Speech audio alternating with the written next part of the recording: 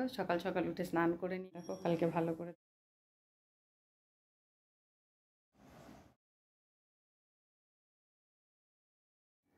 Good morning বন্ধুরা, SD লাইফের আরও একটা নতুন ব্লগে তোমাদের সবাইকে অনেক অনেক স্বাগত। কেমন আছো তোমরা সবাই? আশা করি ভালো আছো, আমিও ভালো আছি। তো দেখো সকাল সকাল উঠে স্নান করে নিয়েছি, এখন আমি যাব ঠাকুর ঘরে। আর কাল তো তোমাদের বললাম, দেখালামও, আমাদের একটা নতুন জিনিস এসছে। তো চলো আজকে সেইটা ভালো করে দেখায়, কাল ভালো করে দেখানো হয়নি। তো দেখো চলে এলাম ঠাকুর ঘরে, লাইটটা জ্বালিয়ে নিই। এই দেখো, এই যে সিংহাসন। কালকে যেটুকু দেখিয়েছি ঠিক মতন দেখানো হয়নি, আর ঠিক জায়গায় সেটিং করা ছিল না বলে লাইটের জন্য অসুবিধা হচ্ছিল দেখতে, সেই জন্য আজকে তোমাদের ভালো করে দেখিয়ে দিচ্ছি। এই দেখো, এইখানে রাধা গোবিন্দ রয়েছে না, সিংহাসনটা ছোট হয়ে গেছে। তো এইখানে থাকবে মা লক্ষ্মী, আর এই রাধা গোবিন্দ এই আসনে আসবে। তো বন্ধুরা খুব সুন্দর করে আজকে দেখিয়ে দিলাম, দেখো কালকে ভালো করে দেখাতে পারিনি। তো সিংহাসনটা কেমন হয়েছে অবশ্যই কিন্তু কমেন্ট করে জানিও। আর এইখানে দেখো আমাদের গোপাল আর রাধারানী এখনও শয়নে আছে, আমি এখন জাগাবো, জাগিয়ে তারপরে পুজো দেব। এবার পুজোর কাজে হাত লাগাই। তো প্রত্যেক দিন সকালবেলায় উঠে আগে আমি গোপুসোনাকে জাগাই, তারপর ছোট্ট রাধারানীকে। তো দেখো জাগিয়ে দিলাম। গোপালকে আসনে বসিয়ে তারপর আবার রাধারানীকে। গোপালকে দর্শন করলে রাধারানীকেও দর্শন করো। দেখো আমাদের ছোট্ট রাধারানী।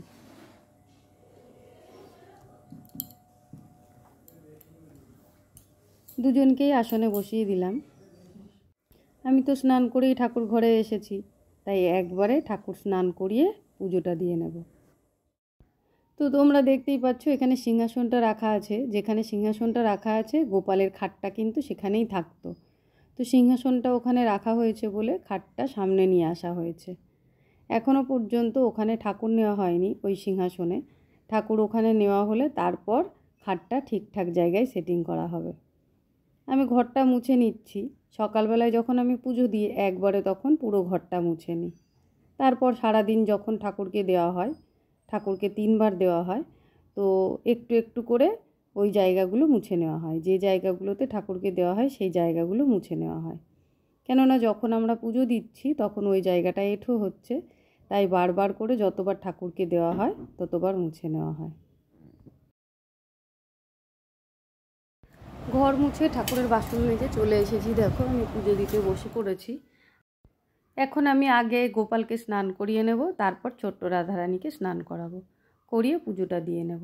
তারপর আবার আজকে ওদিকেও চাপ আছে, কেননা তোমাদের দাদা ভাই সকাল সকাল কাজে বেরিয়েছিল ঠিকই, কিন্তু আজকে দোকানটা বন্ধ আছে।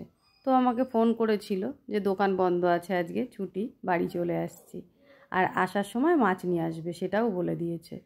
তো এদিকে পুজোটা দিয়ে তারপরে আবার রান্নাঘরে গিয়ে তোমাদের দাদা ভাইয়ের জন্য একটু টিফিন করতে হবে। আমি তো প্রত্যেক দিন একা একা খাই, সেই জন্য আমার টিফিনের কোনো চাপ থাকে না, কিছু না কিছু একটা করে খেয়ে নিলেই হয়। কিন্তু যেহেতু তোমাদের দাদা ভাই বাড়ি চলে আসছে, তো সেই জন্যে ওকেও টিফিনটা দিতে হবে, ওর জন্য টিফিন বানাতে হবে। আর টিফিন বানানো হয়ে গেলে তারপর আবার রান্না বান্না হবে। তো গোপালের স্নান তো হয়ে গেল, এবার গোপালকে আমি জামা কাপড় পরিয়ে নিই, তারপর আবার রাধারানীকে স্নান করাবো। তো বন্ধুরা দেখো গোপালের স্নান হয়ে গেল, এবার আমি রাধারানীকে স্নান করাবো। আগে তো শুধু গোপাল ছিল আমার ঘরে, কিন্তু এখন ছোট্ট রাধারানীও আছে। তো দুজনকেই স্নান করাই।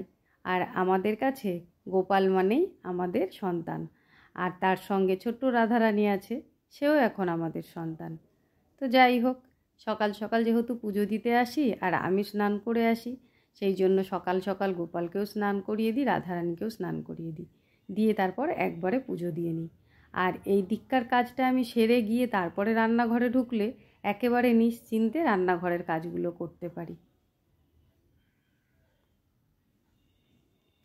তো বন্ধুরা দেখো আমার রাধারানীরও স্নান হয়ে গেল, এবার আমি পুজো দিয়ে নেব। দেখো জামা পরিয়ে দিয়েছি, আর সব সময় আমি সাজাই না কিন্তু, এই যে মাথায় চুল, তারপর মুটুক, সব সময় যদি ওইভাবে আমি সাজাই, আমার মনে হয় যেন আমার রাধারানীরও কষ্ট হচ্ছে, গোপুসোনারও কষ্ট হচ্ছে। তাই সব সময় আমি এইভাবেই রেখে দিই। কোনো অনুষ্ঠান আসলে সেই সময় সাজগোজ করালেও পরে আবার কিন্তু সেগুলো সব খুলে দিই। তো দেখো আমি চন্দন বেটে নিচ্ছি। রাধা গোবিন্দ গোপালের পুজো সব সময় তুলসী পাতা দিয়েই করতে হয়। কখনো কখনো যদি ফুল নাও থাকে, তবুও তুলসী পাতা ছাড়া কিন্তু পুজো হয় না। ফুল ছাড়া পুজো হলেও তুলসী পাতাটা কিন্তু অবশ্যই দিতে হয়।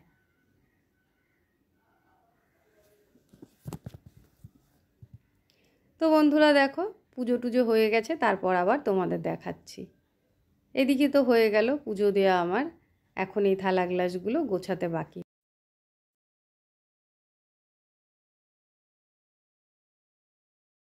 তো দেখো বন্ধুরা, ওদিককার সব পুজো কাজকর্ম সব সেরে চলে এসেছি রান্নাঘরে। আর রান্নাঘরে এসে এই যে ডিম ভুজিয়া করছি। পুজো দিয়ে তারপর আস্তে আস্তে অনেকটা বেলা হয়ে গেছে, প্রায় 10টা বাজে। তো এখন রুটি তরকারি করতে গেলে অনেকটা সময় লাগবে, সেই জন্য ডিম ভেজে দিচ্ছি। আর তোমাদের দাদাভাইও সেটা বুঝতে পেরেছে, সেই জন্য একবারে বাড়িতে আসার সময় ডিম নিয়ে এসছে। তো ডিম ভুজিয়াটা করে দিচ্ছি, এর সঙ্গে মুড়ি দিয়ে দেবো। সকালবেলায় ডিম ভুজিয়া মুড়িটা কিন্তু তোমাদের দাদাভাই ভালোই খায়, আর আজ ওর সঙ্গে আমিও খাবো। আর এদিকে দেখো আসার সময় মাছ নিয়ে এসছে। আজকে তোমাদের দাদাভাই কি মাছ নিয়ে এসছে দেখো, এই দেখো পমপ্লেট মাছ নিয়ে এসছে। পমপ্লেট মাছটা আমার ছেলে খেতে খুব ভালোবাসে, সেই কথা ভেবেই পমপ্লেট মাছটা এনেছে। আর এর নিচেও দেখো আরেকটা মাছ আছে, প্যাকেট থেকে তোমাদের দাদাভাই বার করে রেখেছে, সেই জন্য একটা পাত্রের মধ্যেই 2 রকম মাছ রেখে দিয়েছে। এই দেখো। তো ডিম ভুজিয়াটা করতে করতেই মাছটা তোমাদের দেখিয়ে দিলাম। আর এইদিকে দেখো ভাইয়ের শরীরটা খুব একটা ভালো নেই, সেই জন্য একটা জ্যান্ত কাতলা মাছ বাবা এনেছে ভাইকে, এটা কাঁচকলা দিয়ে আলু দিয়ে ঝোল করে দেওয়ার জন্য। তো চলো আগে টিফিনটা তো করে নিই, তারপরে কোন মাছ রান্না করব কী করব সব কিছু তোমাদের সঙ্গে শেয়ার করব।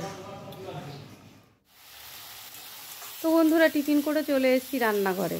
রান্নাঘরে এসে আগে কিন্তু আমি মাছগুলো ধুয়ে নিয়েছিলাম, ধুয়ে দেখো আমি রান্নাও বসিয়ে দিয়েছি। তো কী মাছ রান্না করব না করব তোমাদের বলেছিলাম, তোমাদের সঙ্গে সব শেয়ার করব। তো এই দেখো কাতলা মাছগুলো আমি ভেজে নিয়েছি, আর ওইটা কাঁচকলা দিয়ে আলু দিয়ে আর পেঁপে দিয়ে এটা ঝোল করে নিচ্ছি। আর লোটে মাছটাও আজকে রান্না করব, কিন্তু পমপ্লেট মাছটা আমি ফ্রিজে রেখে দিয়েছি, কেননা 3 রকম মাছ একদিনে রান্না করা সম্ভব না, সেই জন্য যে কোনো 2টো রান্না করব। তোমাদের দাদাভাই বলল এই কাঁচকলা দিয়ে পেঁপে দিয়ে আলু দিয়ে যখন মাছটা ঝোল হচ্ছে, তাহলেও লোটে মাছটা রান্না করে ফেলো আর পমপ্লেট মাছটা রেখে দাও। তো দেখো বন্ধুরা মাছের ঝোলটা আমার হয়ে গেছে। খুব বেশি যে ঝোল রেখেছি তাও না, আবার মাখা মাখাও করিনি, আর একেবারে অল্প মশলা দিয়ে মাছের ঝোলটা করেছি। আর এদিকে দেখো আমি এখন ভাত বসিয়েছি। ভাতটা আমি অন্যদিন সকাল সকালই বসিয়ে দিই, একসাথে 2 রকম রান্নাই হয়ে যায়, একদিকে ভাত একদিকে তরকারি। কিন্তু আজকে সকালবেলায় তোমাদের তো বললামই ভাইয়ের শরীরটা খারাপ, তাই ওর জন্য প্রেশার কুকারে একটু ভাত করে দিয়েছিলাম, সেই জন্য ভাতটা আজকে আমি একটু দেরি করেই বসিয়েছি। তো বন্ধুরা দেখো লোটে মাছটাও হয়ে গেছে। তো রান্না আমার কমপ্লিট, এবার রান্নাঘরটা পরিষ্কার করে ফেলবো। রান্না করার পর এই কাজটাই সব থেকে বড় কাজ। এই কাজটা ঠিকঠাক না করতে পারলে আমার একদম ভালো লাগে না। আর যেদিন মাছ রান্না হয় সেদিন যেন আরও বেশি বিরক্ত লাগে। তো সেই জন্য দেখো আমি সাবান দিয়ে আর স্কচ ব্রাইট দিয়ে আগে ওভেনটা ভালো করে ডলে নিলাম, তারপর নর্মাল আর কি যেরকমভাবে পরিষ্কার করে মুছে সেইভাবে মুছে নিচ্ছি।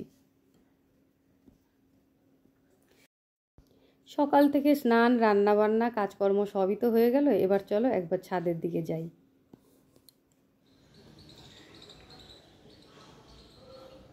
তো বন্ধুরা দেখো ওদিককার কাজ তো চলছেই, আর এদিকে তোমাদের দাদা ভাই জামা কাপড় মেলে দিয়ে গেছে, দেখো এক্ষুনি মেলে দিয়ে গেল, আর অমনি মেঘ করে গেল। ফট করে কখন বৃষ্টি নেমে যাবে, নিশ্চিন্তে জামা কাপড় মেলে রেখেও শান্তি নেই। তো চলো বাকি যেগুলো আছে থাক, এই যে হালকা কালারের গেঞ্জিটা এটা তুলে ভেতরে মেলে দিই, না হলে তিলে পড়ে যাবে পুরো। তো ছাদ থেকে আস্তে আস্তে তোমাদের দাদা ভাইয়েরও স্নান হয়ে গেছিলো, তারপর দেখো একেবারে এসে খেতে দিয়ে দিয়েছি। তোমাদের দাদা ভাইকে আগে খেতে দিয়েছি, তারপর দেখো আমি নিয়ে বসছি। আর আজকে কি রান্না করেছি সেটা তো তোমাদের বলেছি, আর একটা জিনিসও আমি পরে করেছি, আর সেটা হচ্ছে এই দেখো ডাল সেদ্ধ, সেটা তোমাদের বলা হয়নি। তো চলো খাওয়া দাওয়া সেরে নিয়ে আবার সন্ধেবেলা ফিরছি। তো বন্ধুরা দেখো চলে এলাম একেবারে সন্ধেবেলা চপ মুড়ি নিয়ে। আর অনেক দিন পর আজকে আমাদের ঘরে চপ মুড়ি হচ্ছে। কেননা এই তেলে ভাজা খাওয়া কিন্তু আমরা দুজনেই এখন ছেড়ে দিয়েছি, আগের মতন আর খাই না। বলতে গেলে আমি তো একেবারেই ছেড়ে দিয়েছি। আজ যে খাচ্ছি না এর অ্যাকশনও কিন্তু পরে হবে।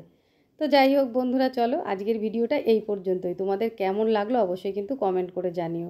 যদি ভালো লেগে থাকে একটা লাইক কমেন্ট শেয়ার, আর চ্যানেলে নতুন বন্ধু হয়ে থাকলে একটা সাবস্ক্রাইব করার অনুরোধ রইল। আজকের মতন এই পর্যন্তই, টাটা বন্ধুরা।